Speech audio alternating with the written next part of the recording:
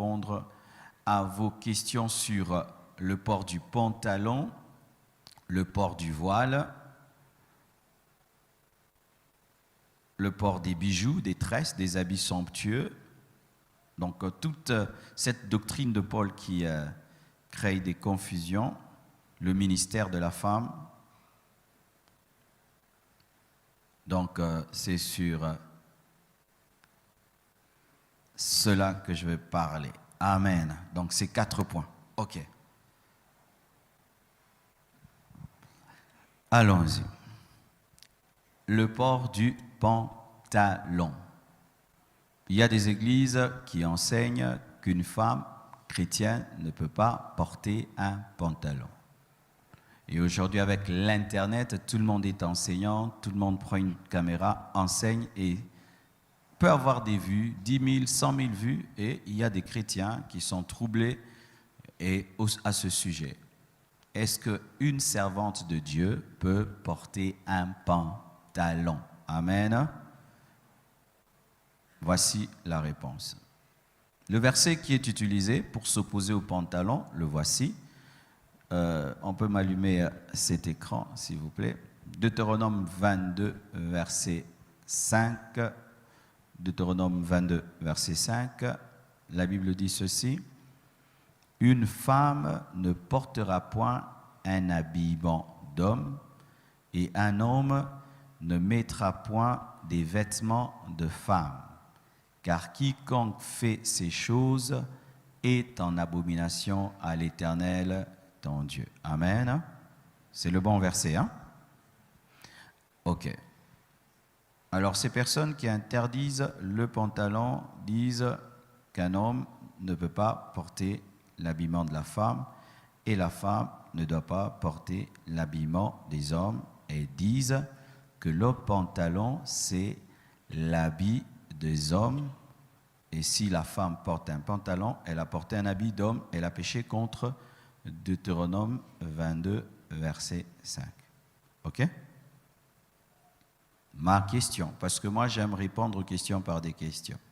Est-ce que le pantalon, à la base, à son origine, est un habit d'homme ou est-ce qu'il n'y a que des pantalons d'hommes? Et encore, voici ma question. Est-ce que lorsque Moïse, parce qu'il s'agit de Moïse, parlait dans Deutéronome 22, verset 6, les gens portaient des pantalons?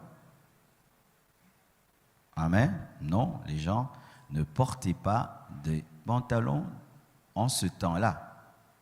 Quel était le vêtement en ce temps de Deutéronome 22, verset 5? Les femmes portaient des robes et les hommes portaient quoi? Des robes. Amen. Hein? Je vous dis toujours que prier ne doit pas te rendre bête. Amen. Si seulement tu pries, tu deviens bête.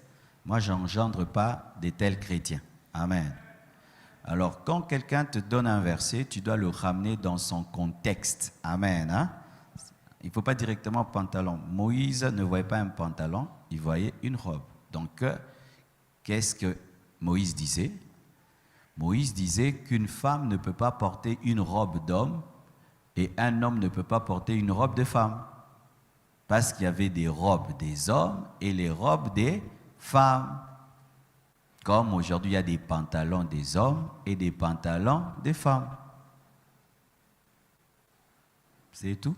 Ce temps-ci, dans notre culture, la robe, particularité la femme, le pantalon, particularité l'homme, mais il y a aussi des endroits où les hommes portent des robes. Au Sénégal, en Côte d'Ivoire, au Nigeria. Tu vas dire qu'ils pêchent? Ils ne pêchent pas. C'est leur culture. Et même aujourd'hui, je commence à porter des basins tous les jours. J'ai péché? Je n'ai pas péché. Jésus lui-même portait un pantalon.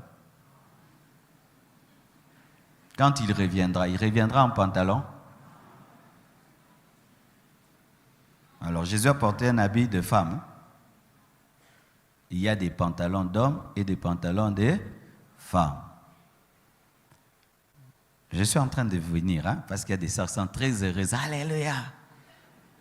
On arrive. Amen. Mais il faut d'abord être biblique. Il ne faut pas tordre les Écritures pour interdire des mauvaises choses. Vous comprenez ça? Quand tu veux interdire des mauvaises choses, ne tords pas la Bible. Interdis seulement les mauvaises choses. Mais ne tords pas les Écritures, ça va se retourner contre toi. Vous savez pourquoi? Les mêmes personnes qui enseignent ici au Congo, la femme ne peut pas porter les pantalons. Quand ils vont maintenant au Canada, où il fait très froid, leur femme porte les pantalons. Parce que là-bas, si tu portes la robe, tu vas mourir. Il fait des fois moins 10 degrés. Maintenant, avec une robe moins 10 degrés, tu vois vraiment la maman pasteur du papa pasteur qui enseigne contre les pantalons, a porté ça à la maison. Mais quand elle arrive à l'église maintenant, elle prie. S'il n'y a pas le chauffage, vraiment, elle a des rhumatismes. C'est l'hypocrisie. Amen, hein? Mais oui, je vous regarde, vos femmes au Canada portent les pantalons, non? Mais oui, vous avez interdit les pantalons ici. Vos femmes au Canada portent des pantalons et vos enfants portent des pantalons, n'est-ce pas? Oui. Oh, il ne faut pas se mentir. Ce qui fait qu'il y a des prédications qui restent au Congo. Quand tu voyages là, ça reste dans l'avion. Oui, je vous dis la vérité. Il y a des choses que tu enseignes ici bien. Quand tu vas arriver dans un endroit où tu vois que ta prédication va tuer les gens, tu changes. Tu te rends compte que tu prêchais ta culture, tu ne prêchais pas la Bible. Amen. Dieu lui-même, il porte des pantalons, des robes. Isaïe 6, verset 1. La Bible dit quoi? L'année de la mort du roi Osias, je vis le Seigneur assis sur un trône très élevé et les pans de son pantalon remplissaient les temples. C'était le pan de quoi? La femme à la perte de sang avait touché les pantalons de Jésus, la robe de Jésus.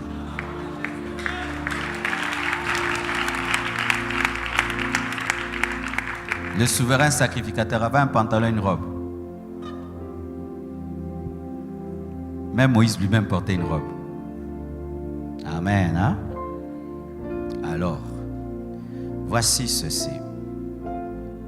Dans l'habillement, il y a des habits qu'on appelle des habits neutres. Amen. Ce n'est ni homme ni femme. Comme les robes, comme les pantalons, comme même les chemises, vrai ou faux? Vous voyez ce que veut dire ce verset? Amen. Ce verset-là, d'abord, parle du travestisme. Vous savez, travestisme, c'est quoi? C'est dire des hommes qui veulent être des femmes qui veulent être des hommes. C'est ça. Ça parle, le sens profond, c'est le travestisme. Des hommes qui veulent être des femmes qui veulent être des hommes. C'est ça la pensée profonde de ce verset. Ce n'est pas dans l'extérieur. Parce qu'une femme peut porter cette veste. Vrai ou faux? Donc ma soeur, un jour tu achètes cette veste, là tu la portes, et puis tu as péché. Parce que tu as porté. Parce que cette veste, elle est neutre, non? Il faut, c'est parce qu'il y a des, quand les boutons viennent ici, maintenant Dieu accepte. Les habits des femmes, les boutons sont ici. Hein? Donc si seulement ces boutons-ci étaient là-bas, j'ai péché. Donc Dieu nous sauve en fonction des boutons. C'est des hommes les tirettes et comme ça, c'est des femmes les tirettes et ça c'est moi auquel il fait. Rien que les tirettes. Qui a établi les tirettes comme ça? C'est Dieu ou nous? C'est Dieu ou nous? Si maintenant nous changeons, disons les boutons des hommes là-bas, les femmes là-bas, Dieu aussi nous suit. Vous savez pourquoi je réfléchis comme ça? Comme si j'étais un enfant. Quand je veux révéler la bêtise dans une doctrine, je deviens très bête. Afin de révéler comment c'est bête. C'est-à-dire tout le sang de Jésus-Christ là ne va pas me sauver parce que des boutons qui étaient ici sont allés là-bas. Vous croyez des telles choses? Et le jour que Versace dit, je fais sortir maintenant un autre look de veste, des vestes d'hommes, mais les boutons à droite, nous tous nous suivons, ça devient d'homme. Et demain Versace change encore, il nous amène comme ça, Dieu aussi suit. Vous croyez de telles choses? Ah frère, ce n'est pas comprendre la dimension du salut en Jésus. Hein. Mon frère, la mort de Christ à la croix, rien que pour du coton là, ça m'amène en enfer ou au ciel. Alors, la Bible parlait du travestisme. Là, ça touche Dieu. Pourquoi? Parce que Dieu, dans son essence, dans ton essence, qui t'a créé homme. Et toi, maintenant, tu veux devenir femme. Et toi, Dieu t'a créé femme, tu veux devenir homme. Et quand tu t'habilles comme un homme, tu t'habilles comme un homme pour être un homme. Et tu t'habilles comme une femme pour être une femme. C'est ça le problème. Ok? De deux. C'est aussi lorsque le fait de porter un habit qui est dédié à un sexe précis devient un sujet de scandale. Imaginez, je viens aujourd'hui en mocassin, en talon, et puis en paille. Là quand même, vous voyez? Là j'ai exagéré. Mais vous savez que dans certains endroits aussi, les hommes portent des pagnes. Au Japon, les Japonais, les hommes portent un pagne, n'est-ce pas? Et puis ils mettent un truc au-dessus, non? Est-ce que là-bas c'est un problème? Ce n'est pas un problème parce que dans leur culture, ça ne dérange pas. Donc il y a des versets qui sont culturels. Lorsque tu t'habilles, il ne faut pas frustrer ta culture. Sachez même, pour la jupe, vous savez qu'au départ même la jupe, ce n'était pas l'habit des femmes. Vous savez ça? Oui, la jupe. Non, ce n'était pas un habit de femme. La jupe, c'était l'habit des militaires et l'habit des sportifs. Regardez même les films quand on parle d'Athènes, les gens qui courent, ils avaient des jupes. C'était ça leur culotte. Oui, les militaires romains portaient des jupes. Jusqu'aujourd'hui en Écosse, il y a quoi? La jupe est écossaise. Qui est portée par qui? Par des hommes. Les princes d'Angleterre, des fois ils portent une jupe quand il veut être dans son habit traditionnel. Ils appellent ça kilt, hein? Un truc comme ça. Et en Écosse, un homme qui porte une jupe, il n'y a pas de problème. C'est leur culture. Amen, hein? Donc, qu'est-ce que moi je conseille en matière de pantalons aux femmes?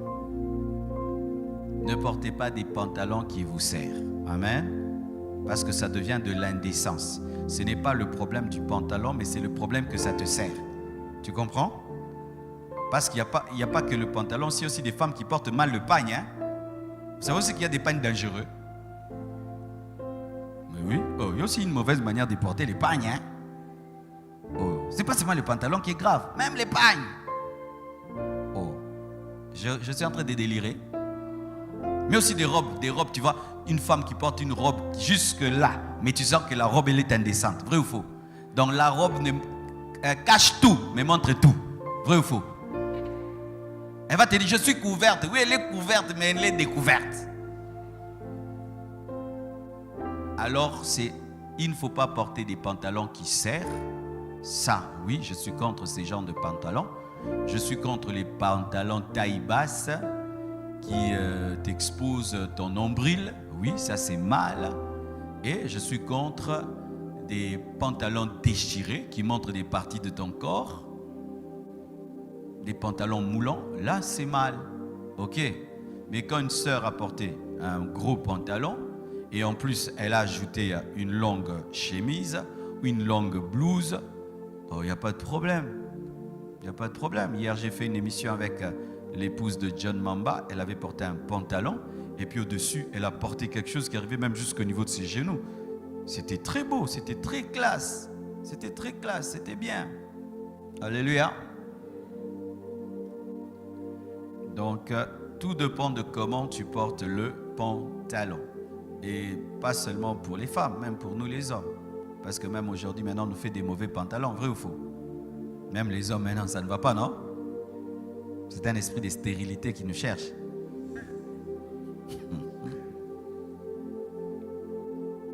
1 Timothée 2, verset 9, la Bible dit « Je veux aussi que les femmes, vêtues d'une manière décente, avec pudeur et modestie, ne se parent ni de tresses, ni d'or, ni de perles, ni d'habits somptueux. » La pensée de Dieu, c'est la décence. Amen.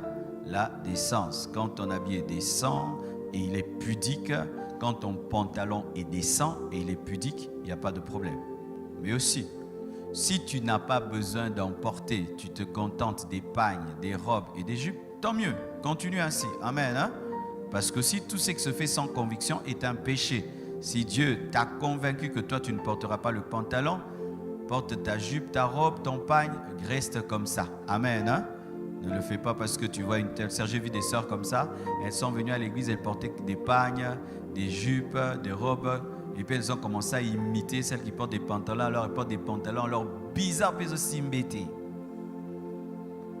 En français, ça ne tient pas. Amen. Hein? Donc aussi, si tu n'es pas convaincu, de le faire, ne le fais pas. Moi, si je vais en Angleterre, on me dit de porter la jupe, même si elle sera acceptée, moi, je ne vais pas la porter. Amen. Je ne suis pas convaincu de la porter, même si elle passe dans boya, parce que ce serait mal à l'aise, quand même, quand même. Vous voyez, c'est pas que je pêche, mais moi-même, quand même, ça passe pas. Il y a d'autres choses, tu sens que ce genre d'habit ne passe pas. Comme il y a des femmes, elles ne portent jamais de jupe, elles portent que des robes. D'autres femmes qui portent que des pagnes. Alors, maman, continue ainsi. Mais je ne veux pas te dire sur base que c'est un péché que tu portes un pantalon, mais ça, c'est ta conviction, la manière dont Dieu te dirige et te conduit. Amen. Ok. Deuxième question. Le port du voile. Prenons le verset qu'une femme doit prier la tête voilée. 1 Corinthiens 11, verset 4. Vous allez voir que je ne cite que Paul. Amen. C'est Paul qui a amené beaucoup de problèmes dans la Bible. 1 Corinthiens 11, verset 4 à 14. Faut-il porter le voile lorsqu'on prie? 1 Corinthiens 11, 4 à 14. Tout homme qui prie ou qui prophétise la tête couverte déshonore son chef. Toute femme au contraire qui prie et qui prophétise la tête non voilée déshonore son chef. C'est comme si elle était rasée. C'est comme si elle était rasée. Car si une femme n'est pas voilée, qu'elle se coupe aussi les cheveux. Or, s'il est honteux pour une femme d'avoir les cheveux coupés ou d'être rasée, qu'elle se voile. L'homme ne doit pas se couvrir la tête puisqu'il est l'image et la gloire de Dieu, tandis que la femme est la gloire de l'homme. En effet, l'homme n'a pas été tiré de la femme, mais la femme a été tirée de l'homme. Et l'homme n'a pas été créé à cause de la femme, mais la femme a été créée à cause de l'homme. C'est pourquoi la femme, à cause des anges, doit avoir sur la tête, c'est important le verset 10, vraiment le verset 10, c'est pourquoi. Est-ce qu'on vous projette les versets là-bas? Moi ici, j'en ai pas. C'est pourquoi la femme, à cause des anges, doit avoir sur la tête une marque de l'autorité dont elle dépend. Amen. Bible battant en bas, la Bible, on ne lit pas la Bible rapidement. Amen. Il faut aller lentement, lentement. Ce verset est clé, très important dans l'interprétation de ce passage. Toutefois, dans le Seigneur, la femme n'est point sans l'homme, ni l'homme sans la femme. Là, il équilibre. Car de même que la femme a été tirée de l'homme, de même l'homme existe par la femme et tout vient de Dieu. Jugez-en vous-même. Est-il convenable qu'une femme prie Dieu sans être voilée? Il nous demande à nous. La nature elle-même ne vous enseigne-t-elle pas que c'est une honte pour l'homme de porter des longs cheveux? C'est une honte pour l'homme de porter des longs cheveux. J'arrive. Mais que c'est une gloire pour la femme d'en porter parce que la chevelure lui a été donnée comme un voile. Ok. On peut y aller? Allons-y. 1. Ce verset ne concerne pas les femmes célibataires.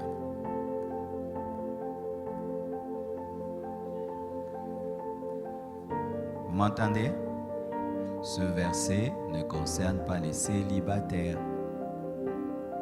Pourquoi? Au verset 10, on dit quoi? C'est pourquoi la femme, à cause des anges, doit avoir sur la tête une marque de l'autorité dont elle dépend. Est-ce qu'une célibataire a un homme comme autorité? Mon frère, toi, tu es l'autorité de la sœur qui est là. Tu es l'autorité des blanches. Frère Franck, parce qu'il est un homme, il est l'autorité des mamans blanches. Tu vas oser la gueuler parce que tu es un homme. Elle dépend de mon autorité. Ça veut dire que ce verset-là, Paul demandait aux femmes mariées de porter le voile pour révéler qu'elles étaient soumises à leur mari. Mais ailleurs, on fait porter à toutes les femmes, mariées, non mariées, veuves, tout le monde. Allez, voile. Maintenant, la veuve dépend de quelle autorité? La célibataire dépend de quelle autorité? On dit en plus à cause des anges. Il y a des interprétations. Certains disent les démons et d'autres les anges. Mais c'est un principe d'autorité. Alors, toujours, je vais arriver. Donc, ce verset ne concerne pas les femmes mariées. Plutôt, les femmes célibataires concerne les femmes mariées, pas les femmes célibataires, parce que c'est la femme mariée qui doit révéler qu'elle est soumise à l'autorité de son mari en portant le voile qui est signe de soumission à son autorité, l'homme. Alors, toutes ces personnes qui prient, les hommes, avec des kippas, ils pêchent aussi. Hein? Vous savez, les hommes qui portent des petits chapeaux comme ça, qui prient devant les murs de lamentation. Et Dieu ne l'exauce pas, parce que c'est interdit à l'homme de porter un chapeau quand il prie. Mais ce sont des juifs, mais ils font ça. C'était une parenthèse. Allons-y maintenant. Premièrement, vous devez savoir que quand on parle du voile, on ne parle pas du foulard. Parce que je vois dans certaines églises, on dit aux femmes, la femme doit être voilée. Tu vois, les sœurs portent un petit foulard ici, puis les cheveux font ça, avec des modèles sous le foulard. Non, ma sœur, pasteur, c'est pas ça. Donc, si tu veux vraiment accomplir le foulard, nous allons accomplir le foulard. Parce que moi, je dis ceci, si vous voulez devenir des disciples de Paul, il faut les devenir à 100%, hein, pas à moitié pour cent. Parce que nous voyons les gens qui disent les femmes doivent être voilées. Tu vois, une partie là est couverte aussi des beaux voiles. Hein? Et puis là, d'autres portent d'ailleurs des chapeaux. Et disons voilés. Non. Le voile, lorsqu'on parle du voile, vous voyez les musulmans, comment tout est caché et il n'y a que le visage. C'est ça le voile. Ouais. C'est ce qu'il faut faire.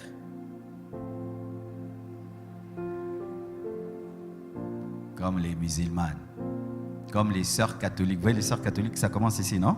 Et puis tout ça, c'est s'être voilé. Pas un peu ici, un modèle, non. Alors, si vous voulez l'accomplir, il faudrait qu'on ne voie que le visage des femmes et tout le reste est caché. C'était ça dans la pensée de Paul. Et donc, vous voyez, le fait même que je le dise, en tant que Congolaise, tu sens que ce n'est pas ta culture. Encore une fois, c'est culturel. Pourquoi je dis cela, que c'est culturel? Parce que Paul est en train d'établir un parallélisme entre les cheveux et le voile, n'est-ce pas? Il dit que Dieu a donné à la femme les cheveux comme voile. Beaucoup de cheveux comme voile. Est-ce que vous, les Africains, vous avez beaucoup de cheveux? Alors, et il dit encore, c'est une honte pour l'homme d'avoir des longs cheveux. Jusqu'à quel niveau? Nous voyons des blancs, hommes, qui ont des cheveux jusqu'ici, non? Pour nous, les Africains, c'est beaucoup, non? Pour eux, chez les blancs, c'est rien. Maintenant, quand est-ce que c'est beaucoup, quand est-ce que c'est peu? Est-ce que vous comprenez ce que je dis? Même dans les films de Jésus, le Jésus là qu'on nous montre, il a beaucoup de cheveux ou peu de cheveux? Quand est-ce que c'est beaucoup de cheveux, quand est-ce que c'est peu de cheveux? C'est encore culturel. Voici ce qu'il en est. Lorsque Paul, parce que c'est une épître aux Corinthiens, est allé prêcher aux Corinthiens, il y avait un sérieux problème parce que les Corinthiens étaient des païens. Ils sortaient du paganisme. Et dans le paganisme, les femmes prostituées se rasaient la tête. Les femmes prostituées se rasaient la tête. Ainsi, pour faire une différence entre la femme chrétienne mariée et la prostituée, il fallait qu'il y ait une différence extérieure, afin qu'on ne puisse pas confondre les femmes chrétiennes et les femmes païennes, de peur qu'on dise que dans l'église, les apôtres avaient des prostituées spirituelles, parce qu'en ce temps-là aussi, dans le paganisme, il y avait des femmes qui étaient consacrées aux prêtres comme des prostituées, mais des prêtres, des idoles. Alors, quand on voyait une chrétienne se raser la tête, on disait ceci, regardez même chez les chrétiens, il y a des prostituées aussi religieuses comme chez nous. Et il fallait qu'il y ait maintenant une différence entre les chrétiennes et les païennes dans un accoutrement extérieur. C'est quelque chose qui est lié en ce temps-là et aussi à cette culture-là, parce qu'en notre temps, ce n'est pas un voile qui révèle qu'une femme est soumise.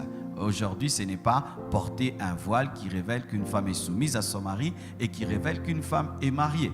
Aujourd'hui, qu'est-ce qu'on regarde? On regarde la bague, n'est-ce pas? Mais sachez même qu'il y a dans certaines églises même, on ne porte pas la bague. On ne porte pas la bague.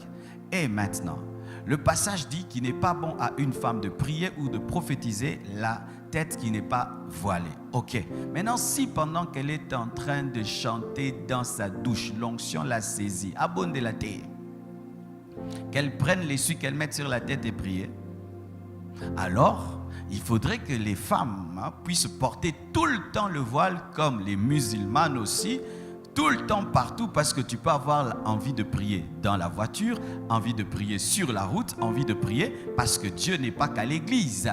Mais nous voyons qu'on dit aux femmes seulement à l'église, elles portent, mais en dehors de l'église, elles ne portent pas. Mais alors que ces femmes ne prient pas qu'à l'église, elles prient au bureau, elles prient au travail, elles prient partout. C'est pourquoi même les Arabes, même dans la piscine, portent le voile. Vous savez ça? Oui, ça créait un débat en Europe. Quand tu vas en Europe, les vrais Arabes, elles plongent dans la piscine avec voilé. Ah oui? Parce que là-bas, tu peux prier là, non? Alors, si vous voulez accomplir ce verset, ce n'est pas un voile que vous mettez ici et puis vous rentrez, vous enlevez. Non, portez-le partout parce qu'en cours de route, après le culte aussi, tu es en train aussi d'adorer le Seigneur et les anges. Est-ce qu'ils sont qu'ici? Alors, vous voyez que c'est culturel. C'est culturel. Sinon, c'est comme si Dieu torture les femmes. D'avoir toujours quelque chose sur leur tête pour qu'ils les écoutent. Vous imaginez ça? C'est-à-dire que nous allons réduire l'évangile à un tissu sur ta tête pour que Dieu t'écoute. De sorte que quand tu n'as pas le tissu sur ta tête, tu ne crois pas que le sang de Jésus-Christ est efficace pour te sauver. Et moi, j'ai prié dans une telle église. Je sais ce que j'ai dit. Moi, j'ai prié pendant 4 ans dans une telle église. Et vous savez ce qui arrivait des fois? Tu pouvais aller visiter brusquement une sœur, tu la trouves, elle n'est pas voilée. Quand tu dis prions, elle n'a pas son foulard à côté. Elle prend même les couches du bébé. Pouf, elle met sur la tête. D'autres prenaient les coussins et mettaient sur la tête. C'était ridicule, hein? Ridicule de ridicule. Même Dieu riait. Maintenant, s'il y a pénurie de foulards, Dieu ne va plus exaucer les femmes, hein? Si les foulards disparaissent sur la terre, Dieu ne va plus exaucer. Moi, quand une doctrine réduit le salut, je ne crois pas en cette doctrine-là. Je trouve que c'est un problème d'interprétation. Ah oui, moi, vraiment, tout ce qui réduit le salut à un tissu et réduit cette grâce divine, rien qu'un tissu, moi, vraiment, je n'y crois pas. Tout le sacrifice que Christ a fait, parce que seulement, ma soeur, tu n'as pas un tissu sur ta tête, Dieu ne t'exauce pas. Et, frère, il fallait que Jésus vienne avec des conteneurs de tissus, le sang et les conteneurs de tissus. Mais oui, il fallait les deux, non? Mais oui. Et ce que je dis même, c'est l'hypocrisie dans ceux qui disent ça, qui enseignent ça, faites ceci, faites cela. Tu le suis dans leur propre vie, ils appliquent ça qu'à l'église, mais dans leur maison, ils n'appliquent pas ça et tout. Et leurs femmes n'appliquent pas ça, leurs enfants n'appliquent pas ça. Moi, j'ai prié dans des telles églises, j'ai prié là-bas et j'ai vu l'hypocrisie qu'il y a derrière ces jeux de voile. J'ai vu ça. Quand elles veulent dormir, elles enlèvent ça. Maintenant, si la nuit, maintenant, tu as l'esprit de prière, tu commences à faire. Et s'il y a coupure de courant, dis attends, je ne retrouve pas les voiles. Vous croyez de telles choses? Non, moi je ne crois pas ça. Moi je crois que c'est quelque chose de culturel. Et il y a un sens derrière, c'est qu'une femme qui est mariée, pour qu'elle soit exaucée, doit être une femme soumise. Ça je crois, oui. Une femme qui vit dans l'insoumission, quand elle prie, Dieu ne l'exauce pas. Ça, oui. Une femme rebelle, impolie à son mari qui prie, Dieu ne t'exauce pas. Mais nous avons des femmes impolies, mais voilées. Très voilées, mais impolies. Tu es dévoilée. Parlons même des cheveux. N'est-ce pas qu'il y a des femmes qui ont des problèmes des cheveux? Ceux qui maniouquent colate, vrai ou faux? Donc toi, tu ne vas pas aller au ciel parce que Dieu ne va pas t'exaucer. Parce qu'il dit que c'est une honte pour une femme de porter avoir des courts cheveux. Tu sens qu'il s'adresse à quel genre de femme? Aux blanches. Version des hommes africains.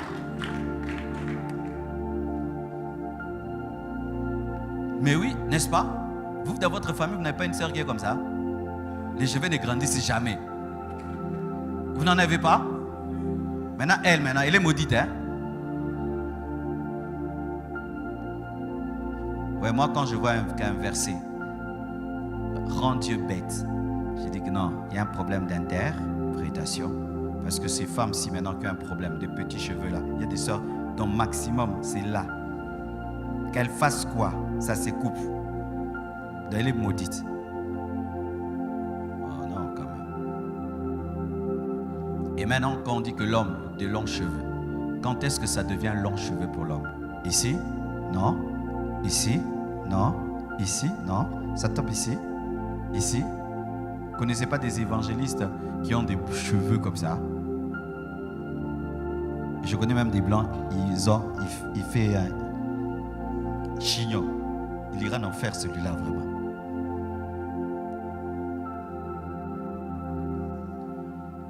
C'est culturel. Et pour ceux qui veulent appliquer ce verset, alors appliquez-le vraiment dans sa totalité. Portez des voiles qui couvrent tout, qui ne montrent que vos visages, et tout le temps et partout, comme les musulmans. D'autres enseignent ceci, ils disent que, ils interprètent mal, ils disent que le voile en soi, ce sont les cheveux. C'est qu'il ne faut pas porter de voile. Les femmes doivent seulement laisser pousser leurs cheveux, parce que les cheveux leur servent de voile. Et vous voyez là-bas, les sœurs ont des longs cheveux, longs cheveux. Elles ne portent pas de foulard. Elles, maintenant, ce sont les longs cheveux qui deviennent leur voile. Il dit maintenant, les tresses. Qu'elles ne tressent pas. Les cheveux, ça se casse, ça se casse. Maintenant, elles tressent la nuit. Et le matin, elles ouvrent. Ça fait de l'hypocrisie. De l'hypocrisie. Elles ont des longs cheveux à midi devant tout le monde. Mais pour les garder, elles doivent les tresser. Mais on leur a interdit aussi que la femme ne tresse pas. Vous sentez vraiment que se convertir devient une prison? C'est pas qu'on te parle d'amour, de vérité. Non, les cheveux, les tresses, les peignes. Donc toute ta vie chrétienne, tu es tissu, cheveux, cheveux, tissu. Toute ta vie chrétienne se résout tissu, cheveux, cheveux, tissu. Quand est-ce que tu auras le temps de faire autre chose? Et tu vas voir vraiment, ça devient le 50% de leur temps. Ses cheveux, ses cheveux, ses cheveux, ses cheveux. Et vous savez, une femme noire qui a des cheveux comme ça là, en plus on les interdit en plus de ne pas les défriser. Hey, pas de tresses, pas défrisé, naturel et beaucoup. Et moi j'ai coupé d'ailleurs. Le peu que j'avais là, mais c'était grave. C'était du temps que ça me prenait. Et puis un jour j'ai dit, ah, l'ongoli. Mais ça va, non, et aux non. Mais c'était jusque-là seulement. Mais il faut du shampoing pour ça, il faut une huile spéciale pour ça. Et si tu ne travailles pas bien, ça te donne des pellicules. Et je te dis, il faut un peigne spécial. Mais mes cheveux, c'était seulement jusque-là. Mais celles qui sont jusqu'ici et là-bas, c'est comment? C'est une souffrance. Et pas de défrisage. Défriser, c'est corriger Dieu. Hein? Vous aussi qui mettez le parfum, vous corrigez Dieu. Gardez la peau en odeur bouc. Là, vous n'avez pas corrigé Dieu. Hein? Ouais? Sur la maman, où il y a botanga. Oui, si la femme défrise, elle pêche. Elle a corrigé Dieu. Mais si l'homme met le parfum, il ne pêche pas. Est-ce que toi, tu es né avec le parfum Gucci?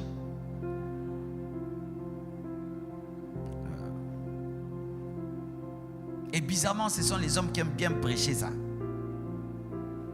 Ça ressemble aux coutumes africaines. La femme ne mange pas la tête du coq, mais les hommes mangent la tête du coq.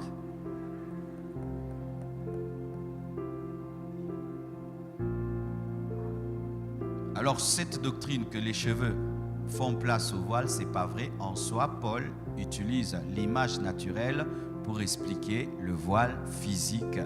Ce n'est pas qu'il a remplacé les cheveux par le voile. Et même le fait même qu'il ait parlé de ces longs cheveux-là, c'est encore une preuve que c'est culturel.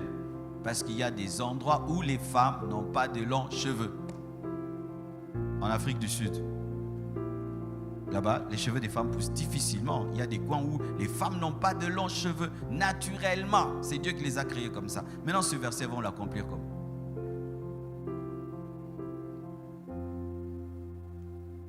Troisième question. Les ports des bijoux, des tresses et des habits somptueux. 1 Timothée 2, versets 9 à 10. La Bible dit ceci. Je veux aussi que les femmes, vêtues d'une manière décente, avec pudeur et modestie, ne se parent ni de tresses, ni d'or, ni de perles, ni d'habits somptueux, mais qu'elles se parent des bonnes œuvres, comme il convient à des femmes qui font profession de servir Dieu. Toujours, il faut mettre tout dans le contexte.